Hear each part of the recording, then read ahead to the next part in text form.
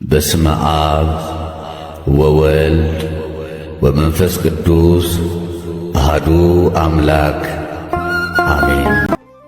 ሊቀ መላእክት ቅዱስ ሚካኤል ስሙን ሲጠሩት በየቦታው የማያሳፍረው ትልቁ፣ ትንሹ፣ ወጣቱ፣ አዛውንቱ የሚጠራው ቶሎም የሚደርሰው በስዕሉ ፊት ሁሉም የሚሰግድለት የታላቁ የቅዱስ ሚካኤል በረከት ከሁላችን ጋር ይሁን። ሲጠሩት ቶሎ ደራሽ፣ የዋህ፣ ታጋሽ፣ ሰላማዊ የሆነው ሚካኤል የሚካኤል አምላክ የተባረከ ይሁን። ሚካኤል የሚለው ስም አለቃ ኪዳነ ወልድ ክፍሌ መጽሐፈ ሰዋስው ወግስ ወመዛግበ ቃላት ሐዲስ በተሰኘው መዝገበ ቃላት በጻፋቸው ሲገልጹ ቃሉ የዕብራይስጥ ሲሆን ሚ ማለት መኑ፣ ካ ማለት ካነ ማለት ሲሆን ኤል ማለት ደግሞ አምላክ ማለት ነው።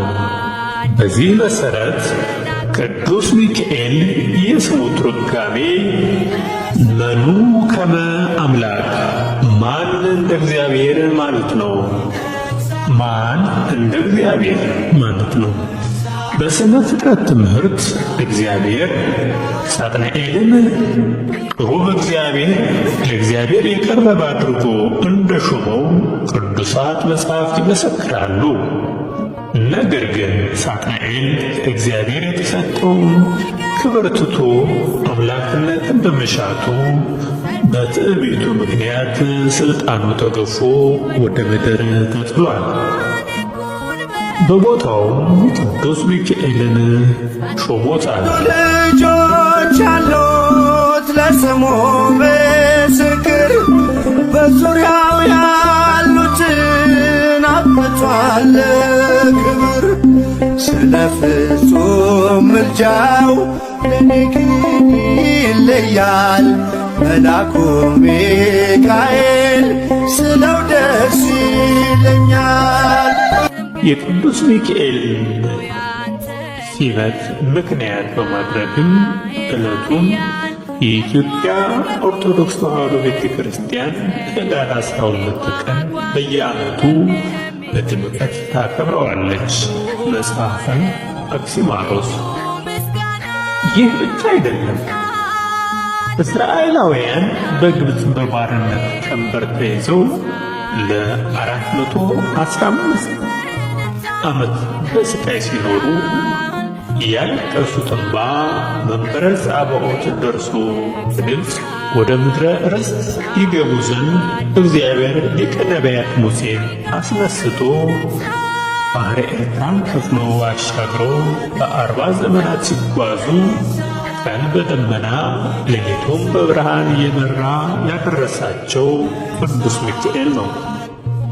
ቅድስት ቤተ ክርስቲያንም ይህንን ቀን መታሰቢያ አድርጋ የምታከብርበት ዕለት ነው። ቅዱስ ሚካኤል ለኢያሱ ወልደ ነዌ በሰው አምሳል ተገልጦ የተመዘዘ ሰይፍ በእጁ የያዘ ሰው በፊቱ ቆሞ አየ። ኢያሱም ወደ እርሱ ቀርቦ የእኛ ወገን ወይስ ከጠላቶቻችን ወገን ነህ አለው። እርሱም እኔ የእግዚአብሔር ሠራዊት አለቃ ነኝ፣ አሁንም ወደ አንተ መጥቻለሁ አለው። ኢያሱም ወደ ምድር በግንባሩ ተደፍቶ ሰገደ በማለት እግዚአብሔር የቅዱስ ሚካኤልን ክብር ገልጧል። ይህም ኢያሱ 5:13-14 ያለው ገልጸዋል። የቅዱስ ሚካኤል ሹመት በነገደ መላእክት ላይ ብቻ አይደለም፣ ነገር ግን የእግዚአብሔር ሕዝብ የሆኑት ላይ ጭምር ነው። ሊቀ መላእክት ቅዱስ ሚካኤል ለእኛ ለሰዎች አማላጅ ሲሆን፣ ለቅዱሳን ጻድቃን ሰማዕታት ደግሞ አጋዣቸው ነው። በሕይወታቸውና በተጋድሏቸውም እስከ መጨረሻው ይረዳቸዋል።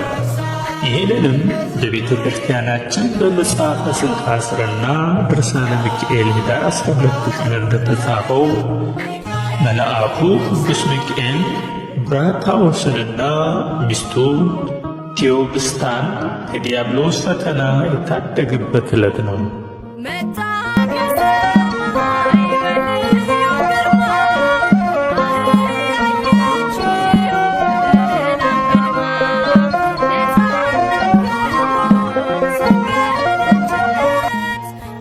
ብራታዎስና ቴዎብስታ ሁልጊዜ ያለማቋረጥ የዚህን የከበረ መልአክ ቅዱስ ሚካኤልን የበዓሉን መታሰቢያ አድርጎ ነበር። ነገር ግን በሀገሩ ውስጥ ችግር በሆነ ጊዜ ገንዘባቸው አለቀ።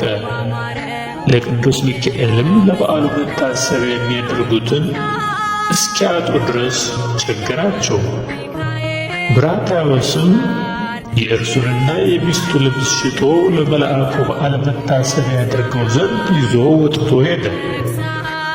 የመላእክት አለቃ ቅዱስ ሚካኤልም በታላቅ መኮንን አምሳል ለዱራታዎስ ተገለጠለትና ወደ ባለጸጎች ሄዶ በእርሱ ዋስትና በ1 ዲናር 1 በግ፣ ሁለተኛው ደግሞ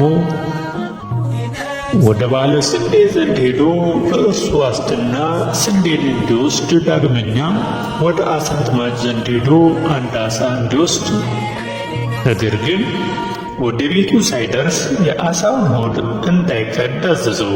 ዱራታዎስም እንደታዘዘው አደረገ። ወደ ቤቱም በተመለሰ ጊዜ ቤቱ ሁሉ በበረከት ተሞልቶ አገኘው። እርሱም እጅግ ተደስቶ የዚህን የክብር መልአክ መታሰቢያውን በዓል አደረገ።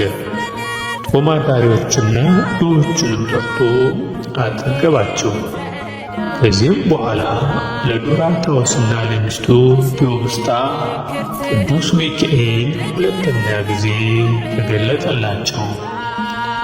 ዱራታዎስንም የዓሣውን ሆድ እንዲሰነጥቅ አዘዘው። በሰነጠቀው ጊዜ 300 የወርቅ ዲናር በዓሣ ሆድ ውስጥ ተገኘ። ቅዱስ ሚካኤል ዱራታዎስንና ሚስቱን ቴዎብስታን እንዲህ አላቸው፣ ከዚህ ዲናር ወስዳችሁ ለባለ በጉ፣ ለባለ ዓሣውና ለባለ ስንዴው ዕዳችሁን ክፈሉ። የቀረውም ለፍላጎታችሁ ይሁናችሁ። በጎ ሥራችሁን መሥዋዕታችሁንና ምጽዋታችሁን አስቦ በዚህ ዓለም አሳመረላችሁ፣ በኋላኛውም መንግሥተ ሰማያትን አዘጋጅቶላችኋል አላቸው። እነርሱም ይህን ነገር ሲሰሙ ደነገጡ። የከበረ ገናናውን መልአክም ከመከራችሁ ሁሉ ያዳንኳችሁ የመላእክት አለቃ እኔ ሚካኤልን መሥዋዕታችሁንና ምጽዋታችሁን ወደ እግዚአብሔር ፊት ያሳረግሁ እኔ ነኝ። አሁንም በዚህ ዓለም ከበጎ ነገር እንድታጡ አላደርጋችሁም አላቸው። ይህንንም ከነገራቸው በኋላ ወደ ሰማያት ወጣ። እነርሱም በፍርሃትና በክብር ሰገዱለት። የመላእክት አለቃ ቅዱስ ሚካኤል ከበዓሉ በረከት ረድኤት ይክፈለን። ጥበቃውና አማላጅነቱ አይለየን። አሜን።